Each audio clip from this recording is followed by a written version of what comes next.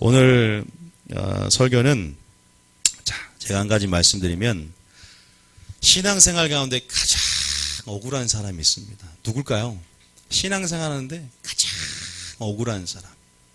억울한 사람이 되지 않도록 이 뉴비전 교회에서 보람차고 또 주님 다시 오실 때 칭찬과 영광과 존귀가 있는, 그래서 네 행한 대로 하나님이 갚아주시고 하나님께 잘했다 충성된 종아, 또 잘하였다 내 아들아 위로해주는, 그 눈물 닦아주는 그러한 성도가 다 되길 원하는데, 열심히 분명 자기는 신앙생활 열심히 했음에도 불구하고 우리가 그리스도의 심판대 앞에 쓴단 말이에요. 모든 인류가 만약에 지옥의 판결을 받는다면 그처럼 억울한 사람이 없지 않겠습니까? 생각해 보세요. 차라리 정말로 신앙생활 하지 않고 지옥에 갈 거면 확실하게 세상에 즐기다가 지옥을 가면 좋잖아요. 얼마나 아깝습니까? 이 시간이 얼마나 아깝고, 내가 기독교 교회에 투자한 시간이 얼마고, 내가 얼마나 열심히 했는데 내가 설마 지옥에 있을까? 자, 그 억울한 사람 그 얘기를 한번 들어보겠습니다. 자, 마태복음 7장 먼저 22절 읽어보겠습니다. 마태복음 7장 22절. 마태복음 7장 22절. 오늘 성경을 많이 찾아볼 거고 억울한 사람이 되지 않도록 제가 오늘 설교를 이끌 테니까 하나님 진리가 오늘 이끌 겁니다. 자, 22장 아시지만 또 읽어보겠습니다. 시작. 그날에 많은 사람이 나더러 이르되 주여 주여 우리가 주의 이름으로 선지자 노릇하며 주의 이름으로 귀신을 쫓아내며 주의 이름으로 많은 권능을 행하지 아니하였나이까 하리니. 자, 대단합니다. 귀신도 쫓아냈고 권능도 행했습니다. 권능은 어떻게 행해요? 성령이 임하면 너희가 권능을 받고, 그죠? 성령이 임했다는 거죠. 권능을 행했다는 거예요. 여러분, 귀신이 쫓아냅니까? 예수 이름으로 말미암아 귀신을 쫓아내는 거예요. 믿는 자였다는 겁니다. 그런데 이 사역자가 어디에 있어요? 지옥에 있습니다. 왜 그럴까? 억울하죠. 남은 일생을 주님의 사역 가운데 바쳤는데 지옥에 가요. 차라리 세상에서 놀고 중심에서 즐기다가 죽으면 더 충격적인 거 하나 알려드릴까요? 이 사역자는 불신자보다 더 큰 심판을 받는다는 거예요. 아니, 지옥 가는 것도 억울한데 더 충격적인 사실은 불신자보다 더 큰 심판을 받는다는 겁니다. 이거 성경적일까요? 성경을 찾아드리겠습니다. 그래서 주님은 이런 말을 합니다. 차라리 태어나지 말았으면 좋겠다. 두 번째, 차라리 주님을 알지 못하는 것이 낫다. 이 두 가지 말이 성경에 기록되어 있다는 거예요. 여러분, 우리가 저희 교회를 알기 때문에, 여러분들이 하나님 말씀을 알기 때문에 우리가 성품을 알아야 됩니다. 주님의 성품을. 단순히 겁을 주는 차원이 아니라 하나님을 사랑하기 때문에 하나님이 누구인지를 알려주는 거거든요. 하나님의 사랑의 속성뿐만 아니라 하나님의 그 공의의 속성, 죄로 인해서 그들이 심판받고 그들이 심판받을 때 지옥의 형벌로 고통당하는 것을 누구보다 보지 않기 때문에 오늘 예수님이 녹구를 만들어 채찍을 만들어 설교하고, 오늘도 아모스를 보내서 하나님께서 아모스 선지자를 보내서 하나님의 공의에 대해서 외치는 거거든요. 오늘 아침에 어떤 분이, 창원에서 어떤 분이 제가 이 세대를 향한 하나님의 눈물, 공의라는 설교가 유튜브에 올라져 있는데 그거를 듣고 잠을 못 잤답니다. 너무 살아 역사하신 하나님 그 말씀을 듣고, 그분이 목사님들 설교를 보내는 사람들이거든요. 근데 창원에서 샤브샤브집 할 때 꼭 자기 집을 오라고 전화번호 찍어서 해줬는데 꼭 가려고 합니다. 샤브샤브 갑자기 먹고 싶은데. 다는 아닐지 몰라도 하나님 말씀은 절대 땅에 떨어지지 않고 누군가의 뜻, 하나님의 뜻을 이루기 때문에 누군가의 마음에 위로를 주고 그 불균형을 잡아주거든요. 그 사랑 가운데 치우친 어떤 자의 그 신앙을 잡아주고 교정해주는, 그것이 성령의 인도하심 안에서 진리의 영이 할 역할이거든요. 진리의 영으로 여러분의 교정해주고 균형을 잡아주는 것. 사랑과 공의가 균형을 맞춰야 되는데, 그래서 저는 그런 차원에서 예수님이 지금 녹구를 만들어 채찍을 만들어 교회 안에 누룩과 악들과 이 성도들을 보호하기 위해서, 성도를 너무나 사랑하니까, 죄 가운데 형벌이 너무나 마음이 아프니까 어떻게 자녀가 지옥에서 고통받는 것을 봅니까? 살아있을 때 하나님의 말씀을 보내서 그 사람 가운데 찌르는 채찍이 되고 잘 박힌 못이 되어서 하나님 말씀이 역사하여 하나님의 사람으로 온전케 되길 원하는 주의 마음을 깨닫는 여러분 되시기 바랍니다. 그게 부모님만 아닙니까? 여러분 자식 키우잖아요. 자식이 잘못되고 있는데 오냐오냐 하겠습니까? 때로는 강하게 표정도 변해서는 안 돼요. 그러나 그 중심에는 자녀를 사랑하고 용서하는 마음들이 다 부모의 마음으로서 있는 줄 믿습니다. 그게 아버지의 마음, 인격적인 관계 속의 아버지의 마음이 아닌가. 지금 저는 지금 사역자가 이렇게 신앙생활을 했는데 지옥 갈 수도 있다는 사실을 보여주는 겁니다. 더 큰 심판을 받는다는 것이, 더 큰 심판을 받는 성경에 나와 있는 말이에요. 이 사역자는 분명히 이렇게 말했을 거예요. 아유, 하나님, 우평강도 보세요. 우평강도는 이제 막 초신자인데 걔는 지금 낙원에 가 있잖아요. 나는 몇십 년, 수십 년을 신앙생활하고 주님께 헌신하고 그래도 주님 앞에 나오지 않았습니까? 귀신도 쫓아냈고 권능도 행하지 않았습니까? 우평강도는 이제 막 믿고도 천국 가는데 나는 시간이 믿음과 비례하지 않습니다. 중요한 원칙이 있어요. 시간과 믿음 비례하지 않습니다. 저희 교회는 그런 설교를 많이 했었어요. 내가 과거에 어떠했던 그 공로의식이 중요한 것이 아니라 오늘 내가 주님 안에 거하고 있는가. 굉장히 중요합니다. 내가 오늘 주님을 사랑하고 있는가. 언제든지 나는 침륜될 수 있고 뒤로 물러갈 수 있고 배도할 수 있고 그러한 연약성이 우리 있기 때문에 주님 뭐라고 합니까? 너희는 날마다 성령의 충만함을 받으라 그랬어요. 날마다 성령의 충만함을 어제 받았으니까, 어제 100% 정도 충전한 것 같으니까 한 일주일 살겠네. 그게 아니라 날마다 오늘 양식을 먹고 오늘 속사람을 의식하며 성령의 충만함을 날마다 지속적으로 분사해요. ing 계속 받아야 될 줄 믿습니다. 얼마나 중요합니까? 우리는 연약하니까. 마귀가 솔직히 말해서 마귀가 파업을 딱 신청해서 이제 우리를 대적하는 휴전을 상태를 외치면 우리는 편합니다. 1년만 딱 기다려줘요. 마귀가 미혹 안 한다고. 그럼 우리도 1년 동안 쉬면서 마음대로 좀 살아요. 근데 마귀는 쉼이 없습니다. 하나님도 쉼이 없지만 마귀는 쉬지 않고 항상 우는 사자와 같은 속성을 갖고 틈을 찾고 있기 때문에, 고소할 틈을 찾고 참소할 틈을 찾고 미혹할 틈을 찾기 때문에 우리도 쉬지 않으신 하나님께 의탁해야 될 줄 믿습니다. 우리가 쉬면 유린당하고 우리가 쉬면 농락당하고 우리가 쉬면 어떻게 될지 몰라요. 벌집 쑤시듯 마귀가 쑤셔도 그 견고한 진을 짜서. 지금 보입니까? 믿음의 눈을 열고 보이십니까? 마귀가 천사들도 여기 있지만 어떤 사람의 마음속에 들어가서 씨를 그 심령밭에 길가봐 심령밭에 어떤 말씀을 뺏어서 구원을 받지 못하게 하려고 안 보이시냐 이 말입니다. 마귀 어쨌든 여러분 보세요. 이 사역자가 그렇게 항변을 하는 거예요. 심판대 앞에서. 그런데 제가 나중에 우평강도가 왜 천국 가고 낙원 갔는지를 얘기를 따로 해드리겠습니다. 이유가 있습니다. 그냥 믿었으니까 난 죽기 전에 그건 믿으면 되겠네. 절대 그러면 안 됩니다. 큰일 납니다. 나는 지금 좀 세상을 즐기다가 우평강도 죽을 때 믿어서 됐잖아. 물론 죽을 때 주님을 영접하고 낙원 갈 수 있고 천국 갈 수 있습니다. 그런데 그 악심을 품고 그러한 심보를 가지고 죽을 때쯤 믿어야지라고 하면 절대 안 되는 줄 믿으시기 바랍니다. 절대로 안 됩니다. 그거 큰일 납니다. 정말 그것도 설교를 나중에 해드립니다. 어쨌든 보세요. 조금 겁이 날 겁니다. 조금은 겁이 나야 돼요. 두렵고 떨림으로 그걸 이뤄가야 되거든. 불신자보다 더 큰 심판을 받을 수 있다. 그러니까 누가 지금 제일 솔직히 두렵고 떨립니까? 접니다. 여러분보다요 똑같은 죄 가운데 아마 저는 제가 더 심판이 커요. 핏값뿐만 아니라 그게 성경에 나와 있더라고요. 성경 구절에는 뭐라 말하고 있는지도 봐야 돼요. 여러분이 하는 거 아니거든요.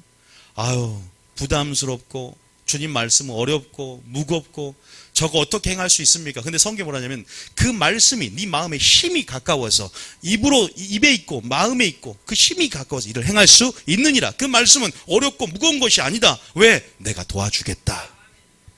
사람은 할 수 없을 때 하나님은 할 수 있느니라. 해보고 말씀하시기 바랍니다. 말씀에 의지해서 그물을 내려봤더니 베드로가 깊은 곳에 그물 던졌습니까? 하나님이 능력이요. 하나님 자신이 능력의 근원인 줄 믿으시기 바랍니다. 세상을 창조한 능력을 너에게 베풀어 주겠다는 거예요. 순종해 보시라 이 말입니다. 사랑해 보시라 이 말입니다. 이를 행하라. 그리하면 살게 될 줄 믿습니다. 살리는 말씀을 선포할 때 우리 영혼을 다시 한번 깨우치며 살리기 위해서. 그럼 우리 어떻게 해야 돼요? 아까 어떻게 하면 살려져요? 말씀만 선포하면 됩니까? 우리가 행하라. 그리하면 살게 됩니다. 살리는 영의 역사는 우리가 행할 때 살려지게 될 줄 믿으시기 바랍니다. 처음부터 너무 겁을 좀 너무 분위기가 이렇게 나가는데 주일인데 그런데 이게 진짜 회개할 때 우리 영혼에 기쁨이 넘치고 정말로 깨달을 때 우리 영혼에 소성되는 기쁨을 맛본 사람들은 오히려 이런 설교 가운데 하나님의 사랑을 크게 깨닫고 하나님의 공의를 깨닫고 사랑을 깨닫고 더 주님의 경외감으로 주님 앞에 나아가게 될 줄 믿습니다. 절대 뒤로 물러가지 않아요. 우리 하나님 이런 분이구나. 오히려 심판 설교하면 이 악인들, 이 죄인들 하나님이 갚아주 신원해 주는 그 하나님의 위로가 임해요. 막 하나님 다 갚아주실 것이고, 그리고 나는 교만한 자가 잘 돼도 하나님께서 공의 가운데 그날의 심판대 앞에 다 나 알아주실 거야. 신원해 줄 거야. 여러분, 하나님의 위로가 된 줄 믿습니다. 여러분들은 중심을 갖고 하나님 앞에 죄를 짓지만 넘어져도 또 중심을 잡고 살려는 중심이 있잖아요. 하나님이 그것을 기뻐하는 줄 믿습니다. 말씀을 드리려는 그 심령을 기뻐하는 줄 믿습니다. 믿습니까? 억울해지지 마십시오. 자, 그래서 이거를 오늘 설교를 해드릴 거예요. 오늘 재밌을 거예요, 설교가. 쉬우면서도. 자, 한 문절 보겠습니다. 베드로후서 2장 21절. 베드로후서 2장 21절. 우리가 말씀을 좀 많이 찾으니까요. 여러분들이 또 성경 구절만 따로 적어도 되고, 또 집에서 봐도 되고, 또 오늘 지금 이 설교 다 녹취를 합니다. 녹취를 다 이게 판서를 다 해요. 우리 자매가 근데 오늘. 자, 같이 한번 읽어보겠습니다. 시작. 의의 도를 안 후에 받은 거룩한 명령을 저버리는 것보다 알지 못하는 것이 도리어 그들에게 나으니라. 보세요. 나오잖아요. 하나님 말씀, 의의 도를 안 후에, 받은 후에 거룩한 명령을 저버리는 것보다 주님이 뭐라 그래요? 알지 못하는 게 낫다. 너 차라리 왜 그럴까요? 왜 알지 못하는 게 나아요? 심판이 크기 때문입니다. 제가 여기에 대해서 다 못 드리지만 11장 20절입니다. 마태복음 11장 20절. 마태복음 11장 20절. 그래서 제가 오늘 방법을 알려드릴 테니까 오늘 잘 들으시면 돼요. 이게 중요한 게 아니니까. 자, 마태복음 11장 20절입니다. 시작. 예수께서 권능을 가장 많이 행하신 고울들이 회개하지 아니하므로 그때에 책망하시되. 제가 이 성경을 자세히 보니까 주님이 강조한 게 딱 사복음서에 하나더라고요. 회개에 합당한 열매를 맺으라. 너희가 바리새인들아, 너희가 모세에 위치한 자, 스스로 목사라고 신학 교수라고 하지만 너희가 종교생활 가운데는 가장 우월하고 기도도 많이 하고 11조도 많이 하고 그러한 생활을 하는지 모르지만 너희 속에 내가 없고 너희 속에 하나님 사랑이 없고 너희가 진짜 회개에 합당한 열매를 맺지 못하는구나. 이거거든요. 이게 주제거든요. 그런데 이 고울들이 권능을 행했다는 것은 하나님의 빛의 역사를 보였다는 거예요. 한번 비침을 받고 은사를 맛보고 빛을 받았단 말이에요. 하나님 내세 능력도 맛봤어요. 이 고울들이 교회가 뭐한다? 이 성도가 회개하지 않는다. 열매가 없다 이 말입니다. 책망하십니다. 그러면 21절에 합당한 이유가 있습니다. 모든 하나님의 행하심 이후에는 목적이 있고 합당한 삶이라는 게 따라줘야 되는 거거든요. 자, 21절입니다. 시작. 화 있을진저 고라시나 화 있을진저 베세다야 너희에게 행한 모든 권능을 두로와 시돈에서 행하였더라면 그들이 벌써 베옷을 입고 제에 앉아 회개하였으리라. 두로와 시돈은 이방인 나라입니다. 불신자라고 그냥 표현하겠습니다. 그들은 어둠이 크기 때문에 하나님의 권능 역사를 비치면 오히려 무슨 죄가 많을수록 더 회개하고, 왜? 오히려 미지근한 자보다 더 회개하고 더 엎드릴 겁니다. 그 말이에요. 그런데 너가 그렇지 않는구나. 교만하고 겸손하지 않고 회개하지 않고 하나님이 말하는 본질을 알지 못해요. 자, 그 다음 절 볼까요? 자, 시작. 내가 너희에게 이르노니 심판날에 두로와 시돈이 너희보다 견디기 쉬우리라. 심판날에 이방인보다 너희가 견디기 쉬우리라. 견디기 어려울 것이다. 오히려 두로와 시돈이 더 견디기 쉬울 것이다. 다른 성경에는 소돔과 고모라보다 너희가 더 견디기 어려울 것이다. 소돔과 고모라가 얼마나 폐역하고 얼마나 가증한 땅이고 백성들입니까? 그들보다 견디기 어렵다. 가룟 유다에게 차라리 태어나지 말았으면 좋았을 것을. 이런 자들에게 차라리 알지 못하는 것이 낫다. 무엇을 말하겠습니까? 이것은 뭐를 말하냐? 심판의 형벌이 엄청나기 때문에 그 자녀들의 고통을 하나님이 견디지 못하는 겁니다. 고통당하면 아버지가 얼마나 아프겠어요. 그 불못, 죽고 싶어도 차라리 죽으면 좋지만 죽지 못하고 고통을 당하는 영겁의 세월 가운데 이제 들어갈 텐데 얼마나 그 지옥의 형벌이 얼마나 무섭겠습니까? 지금 죽으면 과연 우리는 천국 갈 수 있을까요?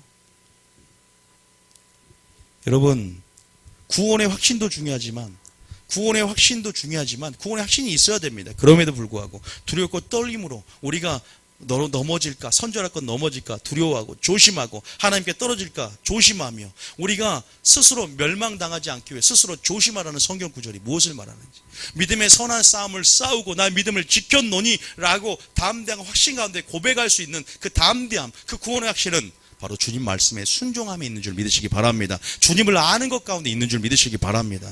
오늘 설교를 통해 주님을 알고 배워야 됩니다. 하나님을 알아야 됩니다. 그런 데서 제가 오늘 말하는 주제가 뭐냐? 영적 무지와 영적 착각입니다. 두 가지를 좀 알려드리려고 그래요. 영적 무지, 영적인 착각이 있다는 거예요. 신앙생활 하면서도. 그래서 오늘 빛 가운데 한번 보자 이겁니다. 성경 말씀 뭐라고 말하는지. 자, 우리가 아까 봤습니다. 내가 너를 도무지 뭐한다? 알지 못한다. 자, 마태복음 7장 다시 22절. 아까 우리가 제대로 안 읽었는데, 자, 마태복음 7장 20. 이제 조금 그 방법을 알려드리겠습니다. 오늘 설교를 반드시 들으셔야 돼요. 자, 시작. 그날에 많은 사람이 나더러 이르되 주여 주여 우리가 주의 이름으로 선지자 노릇하며 주의 이름으로 귀신을 쫓아내며 주의 이름으로 많은 권능을 행하지 아니하였나이까 하니 그랬죠. 그 다음 절에. 그때 내가 그들에게 밝히 말하되 내가 너희를 도무지 알지 못하니 불법을 행하는 자들아 내게서 떠나가라 하리라. 그들이 사역적으로는 성공했지만 불법을 행했다. 그리고 내가 너를 도무지 알지 못한다 그래요. 다시 말해서 하나님과 우리의 관계가 있습니다. 영생은 하나님과 우리의 관계 속에 있습니다. 영생은 예수님, 하나님을 아는 것이라고 요한복음 17장 3절은 말하고 있습니다. 안다, 야다라는 의미인데, 이 안다란 말은 나만 주님을 일방적으로 아는 것이 아니라 하나님과 내가 쌍방향적인 관계를 맺고 영교하는 거예요. 반드시 그게 알아야 됩니다. 저를 상담하러 찾아오신 분들이 굉장히 친밀함으로 나를 안다고 접근합니다. 왜 맨날 내 설교를 들으신 분들이 오고 맨날 나를 보니까 살 좀 빠지셨네요 이런 말을 많이 들어요. 요새는 어떻게 다이어트 했습니까? 근데 나는 이 사람을 전혀 몰라요. 나는 답답해. 이 사람은 친밀함을 갖고 와. 맨날 들으니까 맨날 얼굴을 보고 있어요. 와가지고 저는 전혀 모르잖아. 그러니까 뭔가 이렇게 친밀함이 아직 형성이 안 돼요. 서로 대화도 안 해봤고 교제도 안 해봤으니까. 마찬가지예요. 우리가 대통령을 알아도 대통령 우리를 모를 수 있잖아요. 다시 말해서 주님이 아는 사람은 어떤 사람인가? 주님이 내가 너를 안다라고 칭찬받는 여러분 돼야 될 줄 믿습니다. 그날에. 그러면 성경적으로 안다는 게 뭘까? 알아야 될 거 아니에요, 성경적으로. 백날 제가 뭐 경험을 얘기해봤자 무슨 의미가 있겠습니까? 성경에서 뭐라고 말하는가? 안다는 게 뭔가? 그래서 알려드릴게요.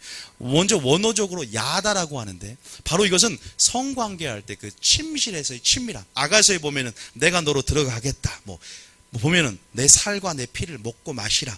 무엇을 상징하면 하나님과 예수님 사이에 예수님과 우리 사이에 연합, 일치, 주합하여 한 영이라, 한 뜻이라. 하나님은 거기에 그런 온전함, 하나됨의 온전함, 거기까지 우리가 이르기를 원하거든요. 그런데 안다라는 것, 무엇에 관한 지식이 아니라는 거죠.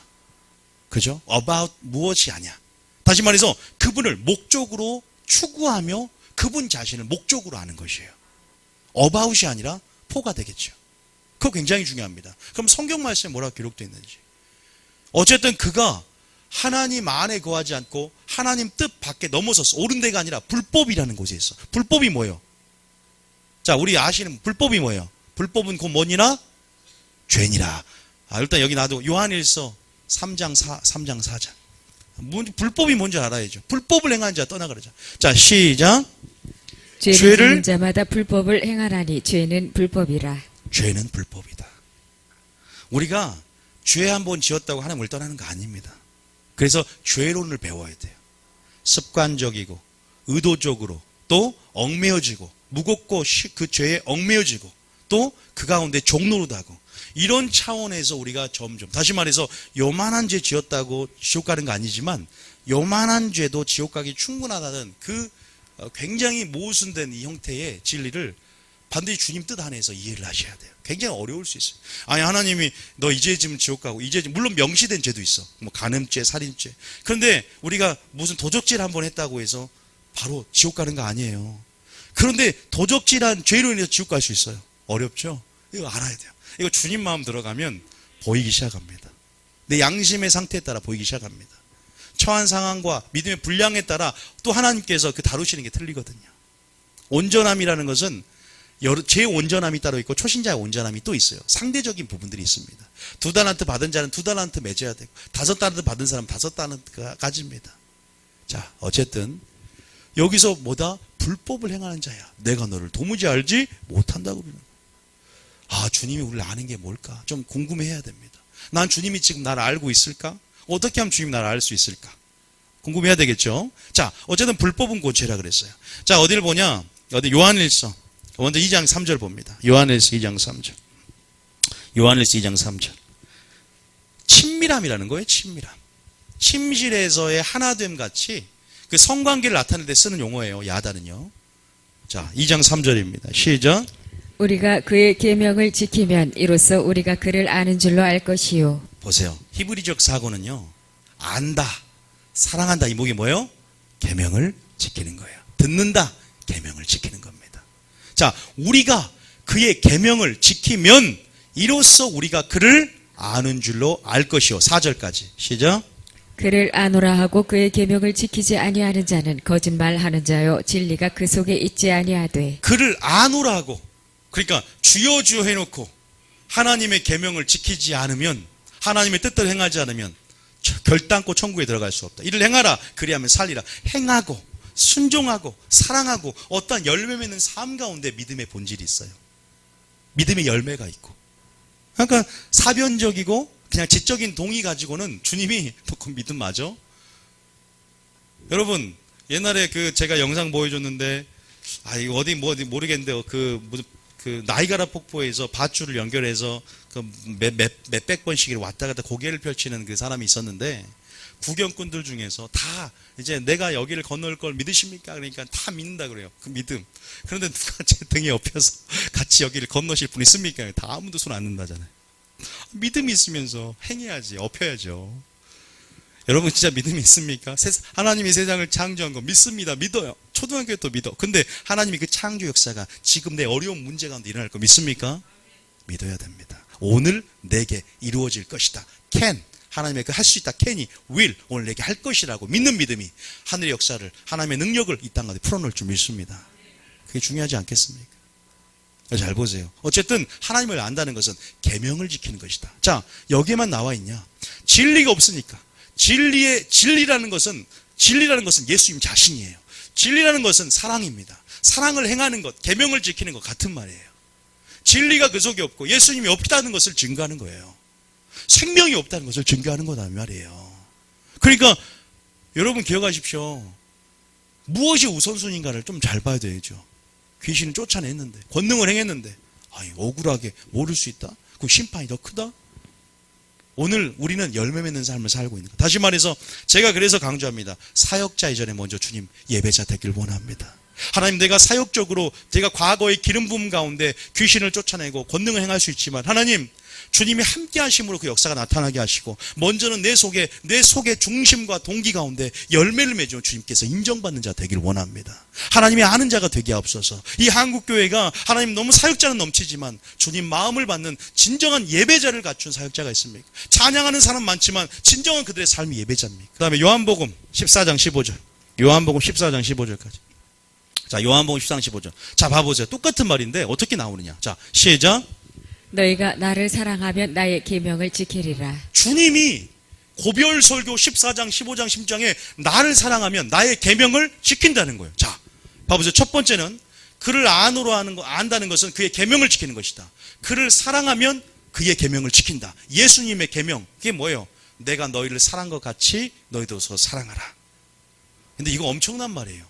이건 성경 말씀 전체라고 생각하시면 됩니다. 다시 말해서 하나님 온 말씀에 순종하는 삶, 이것이 주님을 사랑하는 히브리적 개념의 생각이고 사고입니다. 자, 그럼 이걸 요약하는 게 뭐냐? 고린도전서 8장 3절입니다. 고린도전서 8장 3절. 고린도전서 8장 3절. 고전 8장 3절. 시작. 또 누구든지 하나님을 사랑하면 그 사람은 하나님도 알아주시느니라. 믿습니까? 바리새인이 하나님을 섬기고 사랑한 것 같지만 주님이 바리새인 보고 네 속에 하나님의 사랑이 없는 것을 내가 알았노라 그래요. 썩은 송장만 있고 쓰레기만 가득 찼구나 그래요. 영분별을 통해서. 그런데 하나님이 진짜 자기를 사랑하는 자는요, 그 사람을 알아줍니다. 그 사랑한다는 게 뭐예요? 계명을 지키고 순종하는 삶인 줄 믿습니다. 하나님은, 예수님은 순종을 가르치러 이 땅에 오신 거예요. 진짜 그것이 예배자다. 다시 말해서 하나님의 뜻대로 행하는 것, 아버지의 뜻, 아버지의 마음을 가지고 이 땅 가운데 순종하는 것, 아버지의 뜻을 가지고, 그 뜻은 바로 이웃을 사랑하고 하나님을 사랑하라, 다시 말해서 그것을 행하라, 그런 삶 가운데 열매 맺는, 회개에 합당한 열매 맺는 삶인 줄 믿습니다. 그들의 열매로 그들을 알지니 열매를 맺어야 된다. 그래서 저희 교회는 항상 뭘 강조해요? 마리아 영성 간주하면서 열매하는 거예요. 사역보다 열매하는 겁니다. 선교보다 예배 하는 겁니다. 이것이 되면 선교가 그 어떠한 선교보다 흥왕하게 될 것이고, 그 어떤 것보다 누구보다 충성하고, 누구보다 사명에 충성하고, 누구보다 전도를 열심히 하고, 누구보다 사랑하게 될 줄 저는 믿습니다. 이게 분리되면 안 되는 거예요. 이웃사랑, 하나님 사랑은 분리돼서는 안 되는데, 여기에 조금 걱정스러운 문제는, 이런 설교를 잘해서 하지 않으면 하나님 사랑만 있고 이웃 사랑이 없어질 수가 있어요. 자연스럽게 나타나야 되는데 이것 또한 균형 있게 가르쳐야 돼요. 너무 마리아만 강조한 마르다의 일들이 안 나타나요, 교회. 아십니까? 우리가 그만큼 연약해요. 잘 맞춰 설교를 해줘야 돼요. 그러니까 제가 저번 교회도 제가 마리아 했는데 마르다 영성이 다 너무 말씀을 듣기만 좋아하고 일을 좀 해야 될 거 아닙니까?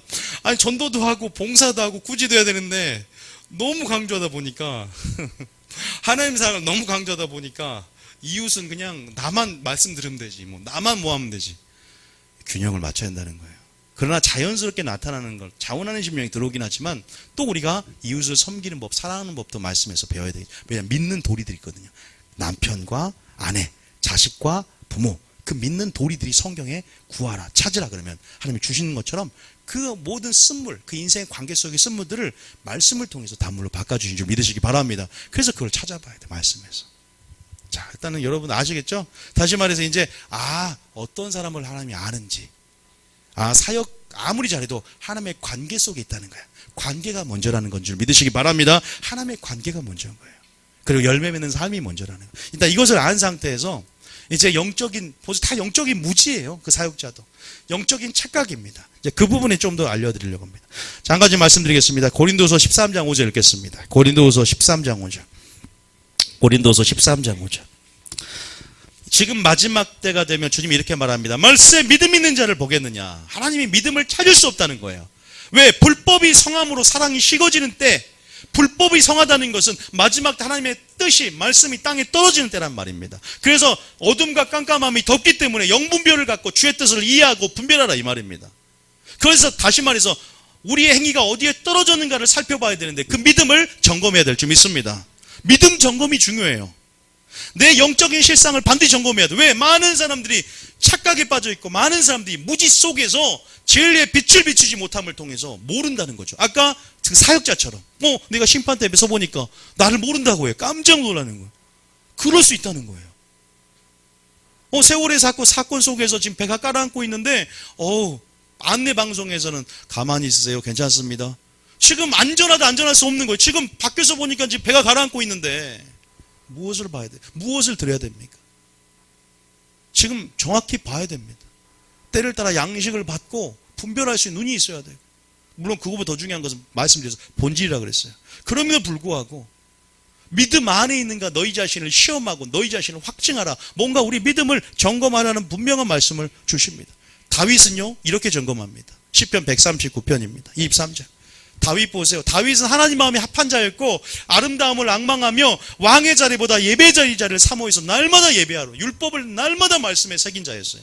그러면서 그런 다윗도 이렇게 고백합니다. 시작.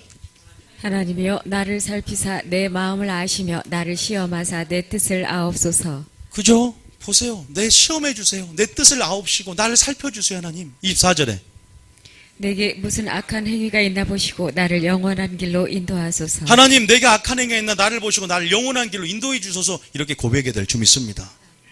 하나님 마음에 합한 다윗도 시편 26편 3절에도 마찬가지예요. 시편 26편 3절 다윗은 이렇게 고백합니다. 1절 2절. 자, 1절 2절 시작.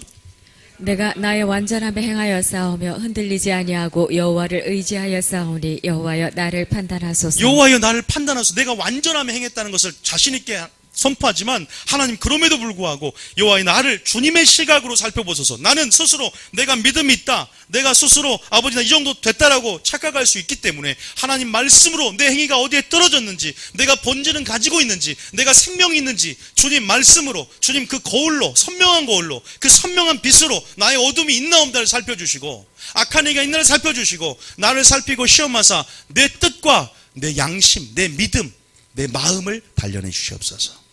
이런 고백이 마지막 때는 정말로 필요하거든요. 조금 시대적인 눈을 갖고 이 지금 돌아가는 성령의 흐름 안에서 역사의 흐름들을 보면서 나가신 분들은 지금이 자다가 조는 때가 아니라 깨어있을 때, 이 종말론 이럴 때 깨어있을 때라는 걸 알고 누구보다 이제는 교회를 중심으로, 예배 중심으로 하나님께 영광 돌리며 영혼의 때를 위해서 스케줄 다 조정할 겁니다. 지금 먹고 마시고 씻가고 장가가고 주님 오실 날은 굉장히 가까웠습니다. 여러분 살아있을 때 주님 오신다면 어떻게 하겠습니까? 정말로 가까이 왔습니다. 지구는 지금 몸살이 나고 마지막 때를 향해서 가까이 가고 있고 지진과 재난과 지금 기상이변, 천재지변, 유례없는 기록적, 연속적인 놀라운 일들이 이어지고 있지 않습니까? 이걸 보면서 실로암 망대가 18명이 그 죄로 죽은 줄 아느냐, 너희도 회개하지 않으면 네와 같이 망하리라. 뭘 어떤 음성을 듣고 계십니까? 이런 믿음을 점검해달라는 고백. 다시 말해서 마귀는 하나님을 아는 빛을 우리 어두운 심령, 혼미한 심령 가운데 깨닫지 못하게 만들고 영적인 무지와 영적 착각 가운데 여러분 그렇게 기만하게 만든다는 사실을 믿으시기 바랍니다. 우리로 하여금 믿음을 점검하지 못하게 만들어요. 우리로 하여금 라우디게아 교회처럼 영적 신상을 점검하지 못하게 만들어요. 너 됐어. 너 지금 세월호 사건처럼 지금 괜찮아. 지금 가만히 있어. 안 움직여도 돼. 깔아앉고 있는데. 지금 깔아앉고 있어요. 배가. 이 배가. 얼른 뛰쳐나와야 됩니다.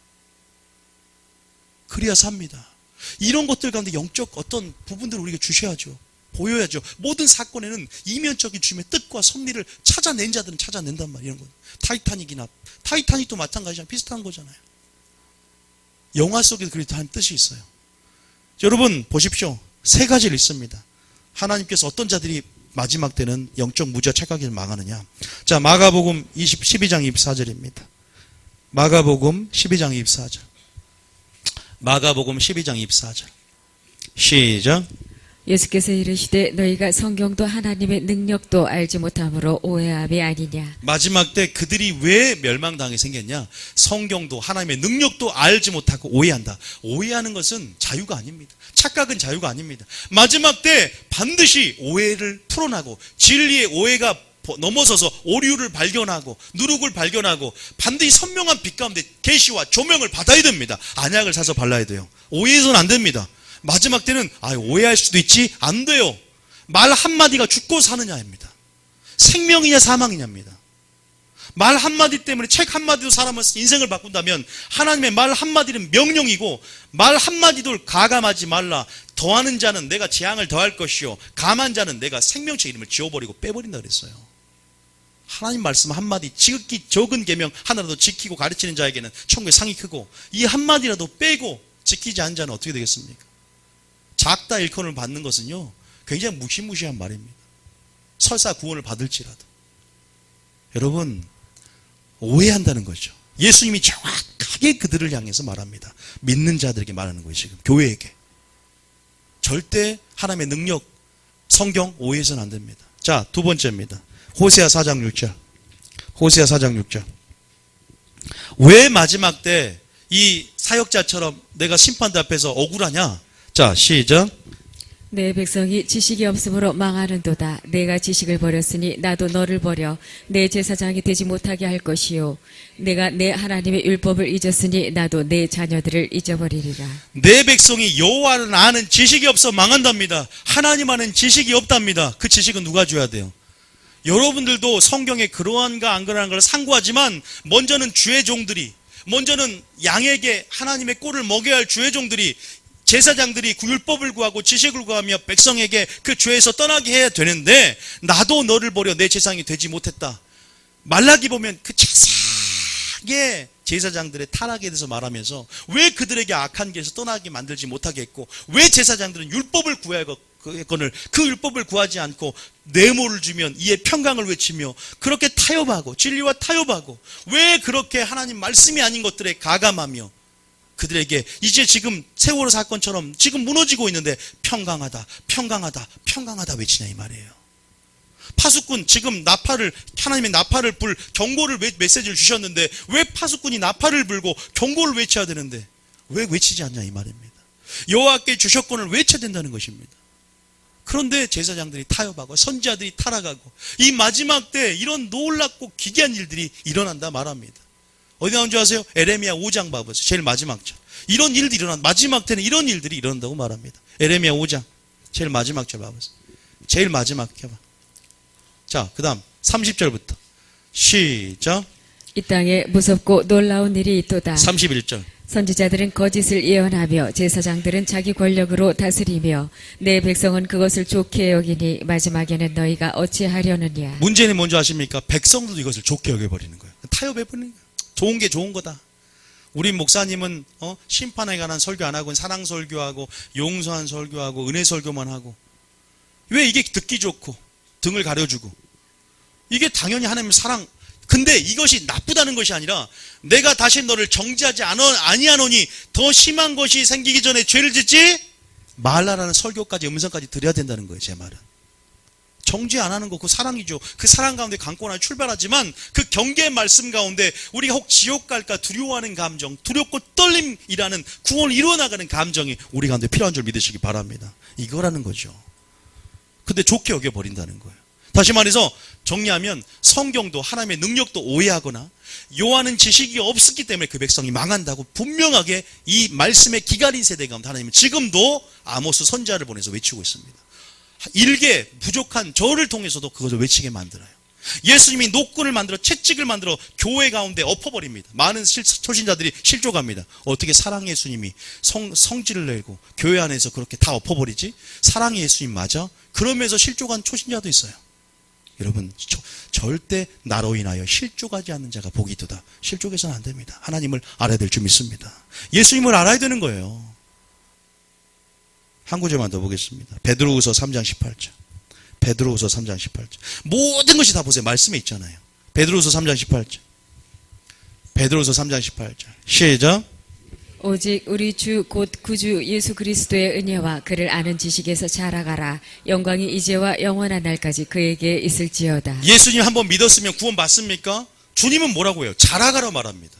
예수님 그 믿음까지 자라가라 말합니다. 그를 아는 지식에서 은혜와 함께 자라가래요. 신약의 특징은 은혜와 지식이 함께 가는 것입니다. 은혜와 그를 아는 지식에서 자라간다. 우리가 때가 오래므로 마땅히 선생이 되어야 할진데 우리가 반드시 자라가야 됩니다. 자, 정리 한번 해볼까요? 여러분, 그 사역자가 그렇게 울분을 토하며 억울해하며 굉장히 후회할 겁니다. 주님이 아는 것이 뭔가, 내 믿음을 점검하지 않았다는 거예요. 내 영적 실상을 몰랐다는 거예요. 구원에 이르는 길을 점검하지 않았다는 겁니다. 여러분, 구원의 길을 점검합니까? 왜 교회에 나오세요? 여러분, 잘 먹고 잘 살려고요? 그냥 마음의 오늘 위로받으려고요? 그러면 제가 좋은 종교 하나 추천해 드립니다. 불교입니다. 종교 생활이면 불교만큼 좋은 게 없어요. 그런데 저는 기독교는 침대는 가구 아니듯이 기독교는 종교가 아니라 생명이듯이, 종교로 따지자면 불교가 왜 종교로 제일 좋냐? 등산까지 할 수 있으니까. 산에도 오르고 건강도 좋잖아요. 그리고 마음도 편하죠. 기독교는 뭘 버려야 된다, 뭘 포기해야 된다, 좁으면 좁은 길로 가라. 근데요, 이거 가치를 아는 사람은 압니다. 들어와 보면 우리는 소망이 하늘에 있기 때문에, 우리는 진짜 영생과 재림이 있기 때문에 영원한 생명을 주겠다는, 신적인 생명을 주겠다는 거, 우리에게. 그 신이. 근데 언제 결판 나냐? 죽은 후에 죽는 것은 정한이 치요 그 후에는 심판이 있으리니 선을 행한 자는 생명의 부활로, 악을 행한 자는 무슨 부활로? 심판의 부활로 이제 나눠질 겁니다. 그것을 너희가 믿느냐? 죽어도 영원히 죽지 않는다. 너희가 이것을 믿느냐? 나는 부활이다. 내가 부활로서 너희에게 사람이 죽어서도 이렇게 부활할 수 있다는 걸 보여주지 않았느냐? 너희들도 이와 같을 것이다. 믿습니까? 그거 없으면 미쳤습니까? 그리스도인 중에 가장 불쌍한 자가 믿는 자 아닙니까? 고린도전서 15장에 나온 말이에요. 가장 불쌍한 자가 너희다. 죽는 자 가운데 다시 사는 자가 없으면 가장 불쌍한 자, 그 본질은 뭐예요? 영생과 부활을 믿느냐 이 말입니다. 그런데 먹고 마시고 시가고 장가하고 그냥 교회 뭐 총회장자를 하나 하고 교회 큰 교회 목사하면 그거 답니까? 아무 쓰잘데기 없습니다. 저는 솔직히 한 10명만 있어도 하나님이 받으시는 목회를 해서 내가 핏값이 깨끗하고 되면 나는 그 상급을 기대하고 하나님이 알아주는 걸 기대하고 여러분도 그런 마찬가지로 돼야 됩니다. 지금 마지막 때 종교가 되면 될수록 친밀함에서 멀어나요. 야다 그랬죠. 친밀함. 종교가 되면 될수록 종교적인 영이 들어오면 들수록 하나님의 부흥 세일은 꿈꾸지 마십시오. 종교이 되면 될수록 친밀함에서 멀어납니다. 친밀함을 얻을 수 있는 유일한 길은 종교적인 영을 답하는 것인 줄 믿습니다. 내 안의 종교성들을 하나님의 친밀함으로 많이 답할 수 있습니다. 하나님을 아는 것으로, 하나님을 아는 지식으로 자라나는 것. 그런데 이것까지가 아니라 사랑하는 삶을 살고 순종하는 삶을 통해서 이를 행하라. 그리하면 살리라. 믿으시기 바랍니다. 열매 맺어야 된다는 거. 저 어렵게 안 했죠? 여러분, 딱 예와, 제가 지금 말한 예와 두 가지만 하고 마치겠습니다. 누가 영적인 착각인 줄 아세요? 사울왕 하죠. 사울왕. 성령으로 시작했다가 육체로 마친 사울왕이 굉장히 영적으로 착각을 했어요. 굉장히 막 이렇게 발도 이렇게 막 뛰면서 와요. 왜요? 너무 기분이 좋아서. 자, 어떤 사람이 착각하냐? 첫 번째는 뭐냐면 나는 주님 앞에 순종했습니다. 아까 사역자처럼 나는 순종했습니다. 주님 기뻐 받으십시오. 나는 순종했습니다. 이게 사울왕이었어요. 자, 그 본문 잠깐 예화 몇 개만 마치겠습니다. 3상 15장. 자, 3상 15장. 여러분 알다시피 지금 사울왕 때 어디를 족속을 쳐라? 아말렉 족속을 치라고 하나님께서 설교를 듣고 사울왕이 뉴비전교에 와갖고 이제 설교를 들어요. 근데 설교 목사님이 하나님께서 뭐라고 하냐면 이 아말렉은 출애굽 시대부터 내가 얘들 이스라엘 백성들을 괴롭히고 마귀를 상징하거든요. 내가 사울왕 너를 통해서 내가 얘들을 완전히 진멸시키겠다. 하나님의 거룩한 뜻이 있어요. 섭리 가운데. 그걸 이루어드려야 돼. 근데 사울왕은 어떻게 했냐? 이걸 어떻게 한 줄 아세요? 자, 1절부터 한번 읽어보겠습니다. 시작. 예화입니다. 시작. 사무엘이 사울에게 이르되 여호와께서 나를 보내어 왕에게 기름을 부어 그의 백성 이스라엘 위에 왕으로 삼으셨은즉 이제 왕은 여호와의 말씀을 들으소서. 따라합니다. 우리는 하나님의 말씀을 들어야 된다. 그런데 절대 중요한 것은 가감해서는 안 됩니다. 하나님께서 의도와 하나님 뜻이 다 그 안에 들어있거든요. 내가 이런 말이 명령이 생명인 줄 알라. 내가 이런 말이 영이요 생명이라. 생명이라는 거야. 이게 선포함을 깨닫는 것도 은혜인 줄 믿습니다. 하나님 말씀을 듣는 것도 은혜인 줄 믿으십니까? 나 은혜라는 걸 정말 들어요. 들을 수 있다는 게 은혜입니다. 너희 마지막 때 복은 어디 있다? 들음으로 있다다. 봄으로 있다다. 많은 사람이 보고자 하나 듣고자 하나 듣지 못했고 보지 못했다. 우리는 지금 주님의 영광을 보고 듣는 깨달음 가운데 은혜가 있는 줄 믿으시기 바랍니다. 이게 은혜라는 거예요. 이게. 물론 여러분들 많은 교회 많은 데서 찾을 수 있겠습니다. 그런데 하나님은 오늘 들을 음성이 있기 때문에 여기로 모인 줄 믿습니다. 하나님이 주신 생명의 음성이 있기 때문에 많은 발걸음 가운데 여기로 멀리서도 온 줄 저는 믿어요. 뭔가가 있다는 거예요. 그것을 기회로 삼아야 돼. 그 기회 가운데 생명의 있음을 믿고 믿음으로 반응해 나가야 됩니다. 적은 것에서 가까이 있어요. 그 진리와 행복은. 음성은 멀리 있는 게 아니에요. 많은 유명한 사람도 있지만 하물며 굉장히 초라하고 굉장히 무능력한 또 이 주의 종에게 와서 듣는 것은 저를 보러 온 것이 아니기 때문입니다. 하나님의 무슨 말씀들이 이 땅 가운데 여러분 심령 가운데 넣어줄 말씀이 있다는 거겠죠.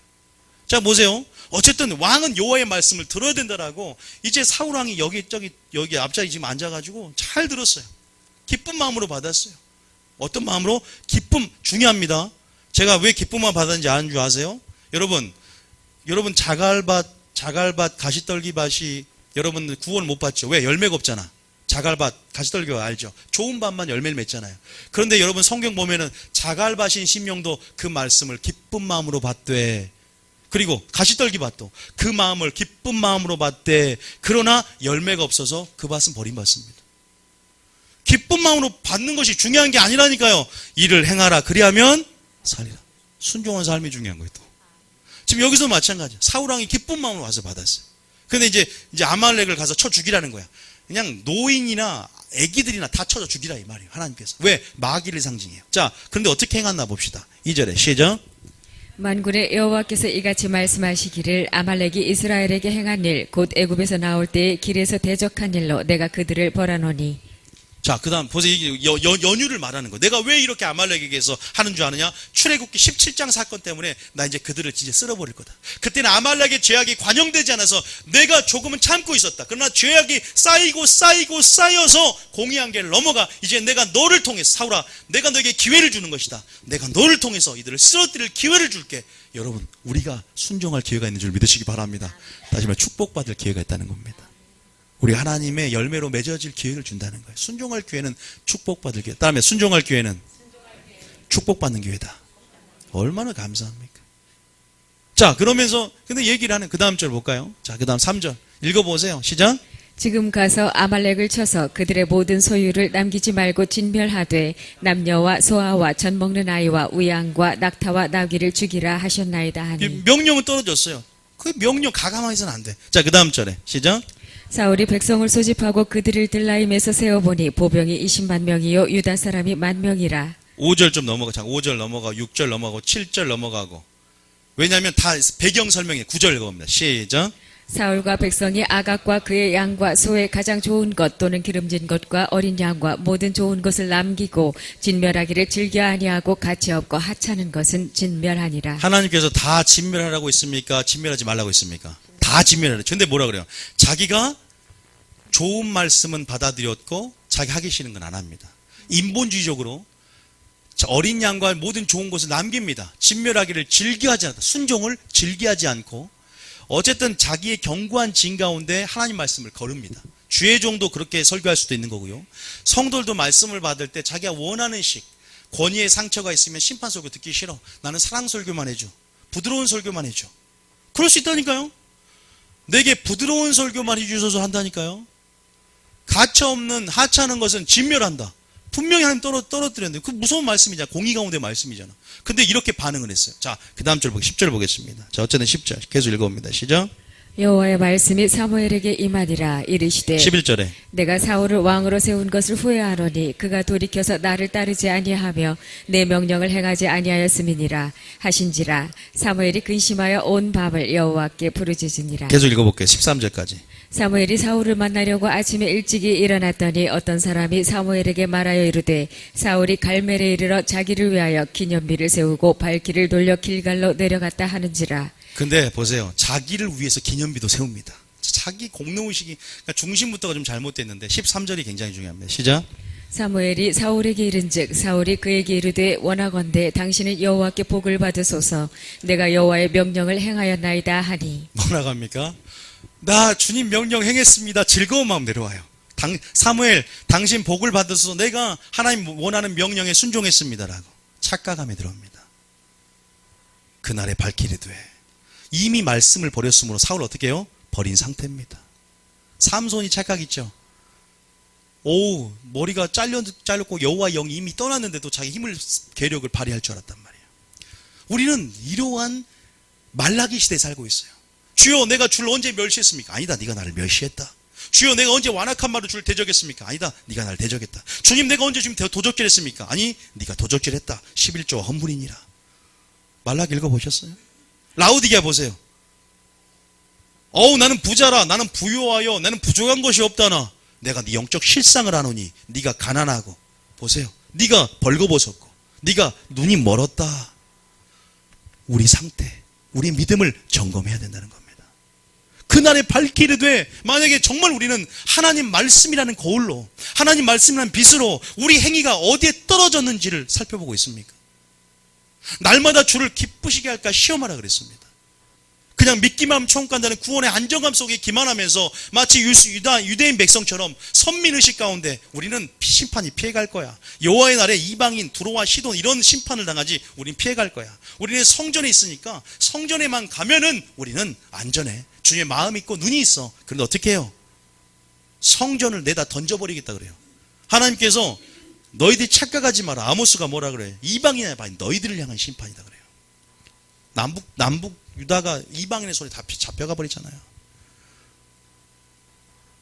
참 이게 어떻게 보면 두렵고 떨리는 말씀이고 다시 한번 우리 경계되는 말씀이거든요. 두렵고 떨리면 공을 이루어가라. 보세요. 여호와의 명령을 행하였나이다라고 우리의 실존적인 모습 안에 이러한 고백이 있지 않나. 적어도 보세요. 제가 말씀드리고 싶은 것은 하나님께서 원하는 것은 99% 순종이 아니라 100% 순종인 줄 믿으시기 바랍니다. 온전한 순종이에요. 예수님 우리에게 순종을 가르쳐주러 왔습니다. 여러분 좋습니다. 때로는 99% 순종도 할 수 있습니다. 그런데 지금 이 문맥의 상황 속에 1%의 가치를 알려주는 거예요. 1%의 가치는 뭐냐면 이 1%가 하나님의 영광을 훼손시킬 수 있고, 이 1%가 하나님의 영광을, 거룩을 훼손할 수 있고, 이 1%가 하나님의 뜻을 가릴 수 있다는 사실입니다. 물론 모든 순종 가운데 우리가 100%가 안 돼도 이것처럼 버림받는 것은 좀 과장스러울 수도 있습니다. 말 그대로. 그런데 이러한 상황들을 주님이 우리에게 예시로 보여주는 것은 그 1%도 지극히 작은 계명 하나라도 하나님의 생명으로서 그것이 바로 지옥 가기에 충분하다는 그 사실을 우리 마음에 염두에 둬야 될 줄 믿습니다. 아니요, 99% 순종해도 어떤 때는 순종이 될 수도 있는 부분도 있어요.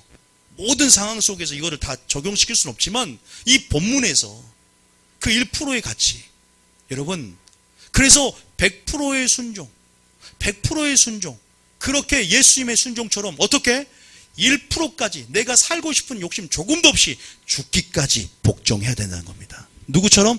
예수님처럼. 예수님 어떻게 복종했어요? 죽기까지. 내 생각이 100%가 죽는 것입니다. 내 뜻이 100%가 죽는 것입니다. 나의 원대로 없지 마시고 아버지의 뜻대로 100% 내가 죽고 미랄이 되어 그러면 거룩한 열매를 맺으며 많은 열매를 맺으며 거룩한 재물이 되는 순간 하나님께서 영광 받으신 줄 믿으시기 바랍니다. 그게 중요하지 않겠습니까?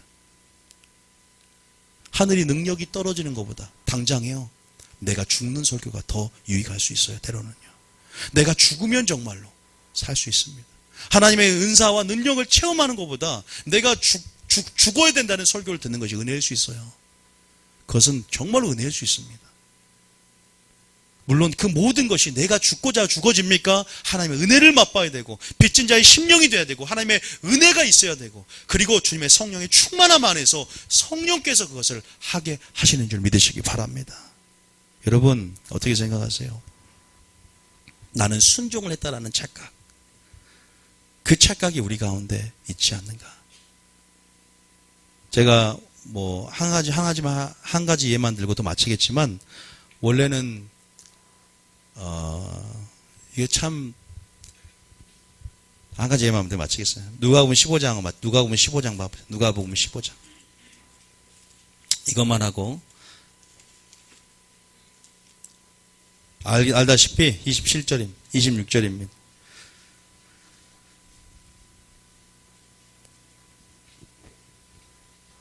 25절부터 읽어보겠습니다. 한번 읽어보시죠.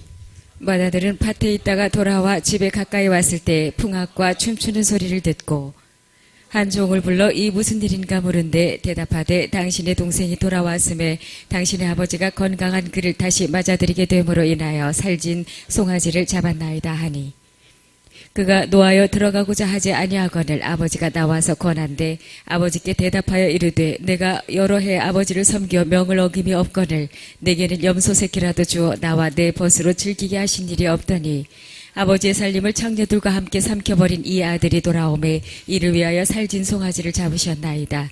나는 여러 해 아버지를 섬겨 명을 어김이 없다라고 합니다.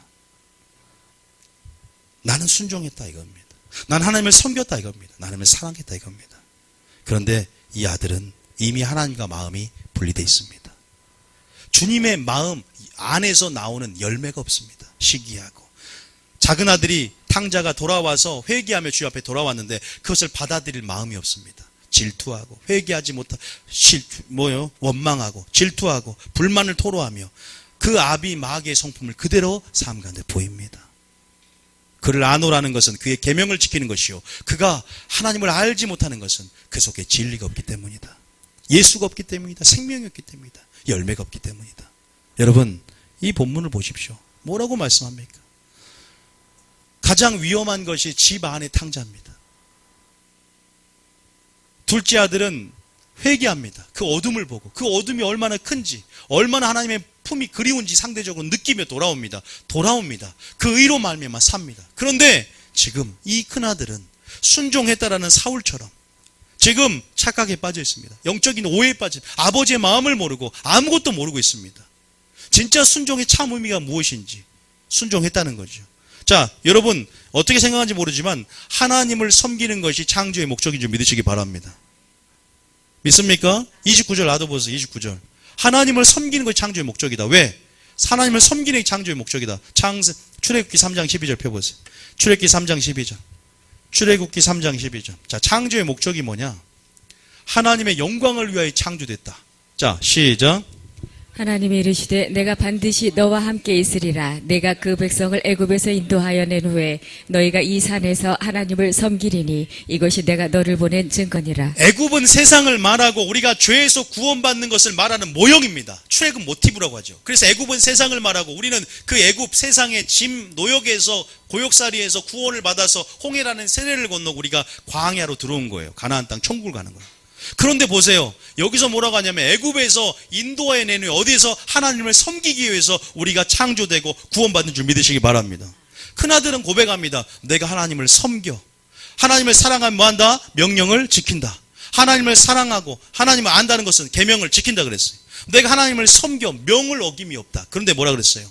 우리가 인정하는 믿음이 중요해요? 하나님 보시기 인정받는 믿음이 중요해요? 하나님 보시기에 내가 말세 믿음인 자를 보겠느냐. 그 믿음을 점검해야 된다는 거예요. 어떻게 점검한 줄 아세요? 계시록 2장 봅니다. 계시록 2장.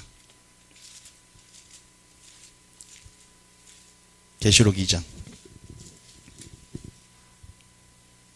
어디에 있냐? 자, 5절입니다. 5절. 5절. 2장 5절. 시작. 그러므로 어디서 떨어졌는지를 생각하고 회개하여 처음 행위를 가지라. 만일 그리하지 아니하고 회개하지 아니하면 내가 네게 가서 네 촛대를 그 자리에서 옮기리라. 무서워. 교회에게 하는 편지 가운데 어디에 떨어졌는지를 너희가 살펴보라. 바로 거울로 비춰보고 하나님 빛으로 선명한 빛으로 어둠을 반드시 드러내는 하나님 말씀으로 깨달으란 말이에요. 자, 야고보서 2장 이렇게 말합니다. 야고보서 2장 1장 22절입니다. 야고보서 1장 22절입니다. 야고보서 1장 22절. 자, 야고보서 1장 22절. 시작. 계속 읽어봅니다. 시작. 너희는 말씀을 행하는 자가 되고 듣기만 하여 자신을 속이는 자가 되지 말라. 누구든지 말씀을 듣고 행하지 아니하면 그는 거울로 자기의 생긴 얼굴을 보는 사람과 같아서 제 자신을 보고 가서 그 모습이 어떠했는지를 곧 잊어버리거니와 자유롭게 하는 온전한 율법을 들여다보고 있는 자는 듣고 잊어버리는 자가 아니요 실천하는 자니 이 사람은 그 행하는 일에 복을 받으리라. 거울이요. 여러분 거울이 깨끗해야 될 줄 믿으시기 바랍니다. 제가 옛날에 여기 점이 난 줄 알고 계속 닦았는데 안 지워지는 거예요. 어디에 점이 붙어 있어요? 거울에 점이. 거울에 먹물이 튀었는데 보니까 여기 내가 점이 난 줄 아는 거야. 깨끗한 거울이 중요해요. 말씀이 흐려 있으면요, 그 말씀 가운데, 그 기준 가운데 나도 흐려지는 겁니다. 그런데 보고만 있으면 영분별만 하면 뭐해? 보고 있으면 뭐해? 그것을 반드시 실천하는 자다. 행하는 자다. 여러분, 우리가 우리 죄를 드러내게 하는 것은 하나님의 말씀의 빛이고 거울인 줄 믿으시기 바랍니다. 어둠을 빛을 비친 만큼 보이는 겁니다. 다시 말해서 우리의 영적 무지와 영적인 착각을 깨뜨리는 것은 하나님의 계시적인 빛이 비치고 거울로 우리 가운데 비춰지는 그러한 은혜지요. 여러분, 그러한 부분에서 이 큰아들이 여러의 아버지를 섬겨 명을 어김이 없는 삶 가운데 구원의 안정감 속에 기만하며 충성을 다했습니다. 벗어난 적도 없어요. 교회를. 그럼에도 불구하고 교회 안에서 멸망을 당하는 안타까운 사건이, 귀신을 쫓아내고 권능을 행했는데 교회 안에서 멸망당한 사건이, 안타까운 사건이 있다면 그 구원의 길을 점검해 봐야 되지 않겠습니까? 하나님 말씀은 구원에 이르는 지혜를 주고 온전하게 만든답니다. 하나님의 사람으로. 하나님 말씀을 듣는 것도 은혜요. 마지막 하나님 누룩 섞이지 않는, 오류가 섞이지 않는 하나님 참 말씀, 순수한 주님의 마음, 주님의 본질, 본심을 알 수 있는 말씀을 듣는 것도 은혜인 줄 믿습니다. 우선순위를 아는 게 은혜일 수 있어요. 여러분 지금 모르지만 저를 보내시고 또 저도 할 역할이 나름 말세에 있지만 지금 어떤 사람들 우선순위가 만져져야 되기 때문에 여기 온 사람이 있고, 굉장히 그래요. 좋은 목사님 많습니다. 저만 이 교회 다니는 게 아니라 좋은 목사님 많지만 또 어떤 사람에게는 지금 응급 시술이 필요해서 그 우선순위를 알아야만이, 이 부자 청년은 소유를 다 팔아야만이 탐심이 재건 사람이 있고, 삭개오처럼 소유의 절반만 팔아도 탐심이 재건 사람이 있기 때문에 상대적이라 이 말입니다. 여러분 가운데 우선순위와 그 우선순위, 신앙의 본질을 하나님께서 듣게 하기 위해서 이게 와서 회복시키려고, 균형을 맞춰주려고 음성을 듣게 해서 온 왔다는 거예요. 다시 말해서 우리가 아는 믿음이 아니라 하나님 보시기에 다윗처럼 나의 뜻과 양심을 단련해달라고, 나의 어둠을 살펴달라는 그 기도처럼 그 말씀을 듣는 겸손 가운데 그 어둠이 드러난다는 것을 믿으시기 바랍니다. 회개하게 될 수 있다는 거죠. 생각해 보십시오. 여러분, 순종했다라는 사울의 착각이 우리의 착각이 아닌가. 하나님은 우리가 100% 주님의 뜻을 이 땅 가운데 드러내는, 거룩함을 드러내는 통로가 되기를 원하십니다. 깨끗한 그릇이 되어 하나님의 영광을 도르는 도구로 나의 영광을 위하여 창조된 자를 오게 하라. 내가 그들을 지었고 만들었으니까 너는 아무 말 하지 마라. 너는 내가 명령한 대로 행하라. 왜? 너는 피조물, 나는 창조주야. 너는 아무것도, 너는 피조물이야. 그럼에도 우리를 존중해 줍니다. 사랑합니다. 우리 위치가 그러나 피조물에서 벗어나서는 안 됩니다. 우리 생각이 주님 생각보다 높아지면 그 자리를 일타는 순간 우리는 교만이 되고 마귀가 될 수 있습니다. 그래서 여러분들이 하나님이 지금 우리 가운데 이 마지막 때 반드시 말씀으로 점검해 가며 하나님의 거룩한 뜻이 나의 뜻이 되게 하옵소서, 하나님의 거룩한 기준이 나의 기준이 되게 하옵소서, 무엇을 듣든 하나님 말씀만 남게 하옵소서라는 여러분 되실 줄 믿습니다. 여러분 생각해 보십시오. 내가 안수를 많이 받아도, 아무리 많이 쓰러져도, 아무리 많이 입신이 들려도, 아무리 많이 그런 현상이 나타나도요, 제가 항상 말하는 게 있어요. 구원이라는 것은 열매에 있는 것이거든요. 이거를 놓치다 보면 종말론도 마찬가지. 아무리 장차 될 일을 알아도, 아무리 많은 말세 정보를 수집해도 그것 자체가 구원을 주지 않습니다. 사랑하는 능력이 진짜 능력이고, 하나님을 아는 것, 하나님의 관계 속에 들어가 하나님이 누구인지를 알며 그분을 사랑하는 것, 그분의 아름다움을 오히려 찬양할 수 있는 자, 오히려 이 땅 가운데 하나님 나라를 심고 건설하고 확장시키는 자가 진짜 종말론을 아는 자인 줄 믿습니다.